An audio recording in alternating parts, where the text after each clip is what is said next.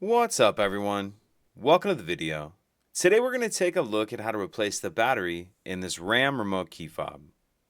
This key fob is going to be for the Ram 1500 trucks. It will be one of the options. There's a few different options.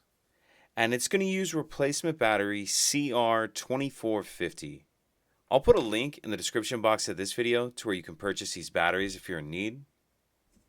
So the first thing we're going to do is remove the emergency key that's in the bottom of the key fob. That's done by pressing this button here on the side that my thumb's on, and the emergency key will pull out like that. Now what you're going to want to do is grab a small flathead screwdriver, and if we hold the key fob with the buttons facing down, and we take a look at the bottom of it, see right here there's this notch right here. So what I'm going to do is get my key fob in there and just pry up on that back cover a little bit, and once that side starts, I'll come over here to this side, and there's a little notch right here. Same thing, just kind of carefully work your way up. Once you get that back cover off, we can see our battery right here. So what I'm going to do is use the screwdriver just to help get under the edge of the battery and get it out of that holder.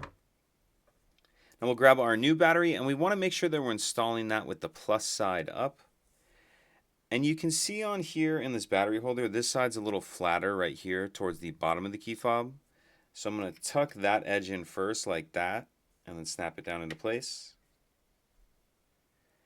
Then we'll grab the back cover and snap that on. Slide our emergency key back in, and that's it. If you could take a second to like and subscribe, it helps us out and I'd appreciate it. Thank you.